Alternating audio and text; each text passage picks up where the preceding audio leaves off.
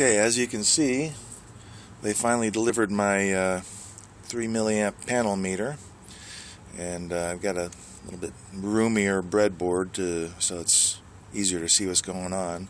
And I added an LED to the circuit just because it looks cool, and well, you know, people expect that. So, all right. So here, let's go through the changes here. Just to review the circuit real quick, power comes in through the hot rail, then through these two pots, and to the LM334 current regulator, and then out from the ground rail, through the meter, through the electrodes, and then back to this is the ground terminal of the battery. So, what are the changes? First thing, I used to have a 100K potentiometer here and a 10K here. I switched these to 50K and 5K, and I added 2200 ohm resistor between this pot and pin 1 of the current regulator. And the reason I did that is because I noticed that even with the 5K pot, the current was maxing out before I got all the way turned up on this potentiometer, and I still had about 2K to go, you know, on the turning. So I thought, well, why not just put that 2K in the circuit so that, you know, I can get more sort of fine-grained control over how the current ramps up. So that's what that's all about.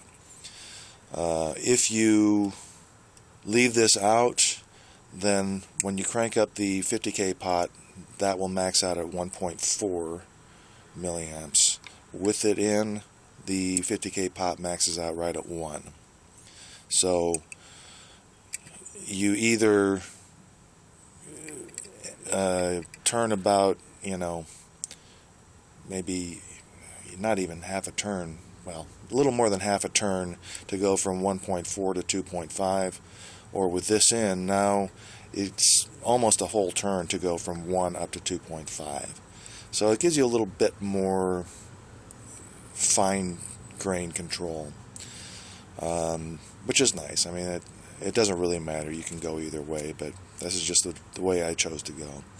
So just to review real quick, power comes into pin number 1, out of pin number 3, then goes back through this 27 ohm resistor into pin number 2, and that's your regulating loop. And then the output comes out of pin number 3 and goes to the ground rail, from there through the meter, and then from there to the electrodes and back to the ground.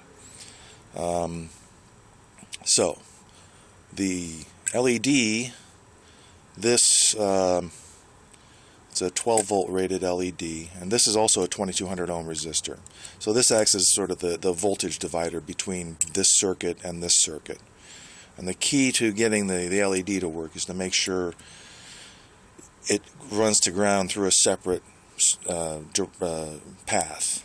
Because before, when I was trying to get the LED to work in the first video, I was stupidly running the LED to ground, and then the ground goes through the meter, and you know, so I was basically metering both of these loads, not just this one.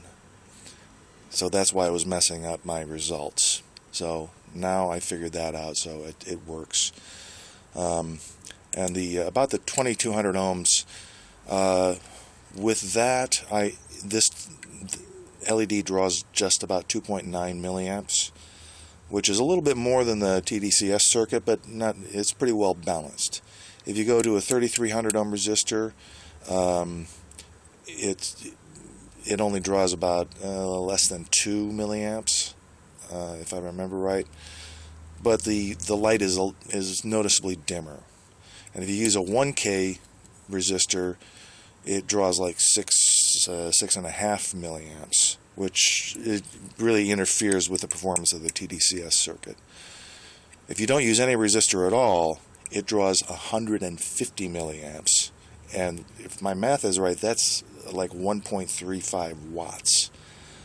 and this thing gets noticeably warm to the touch. If you leave it like that for more than 15 or 20 seconds, it'll probably burn out. But obviously it's not intended to be used that way.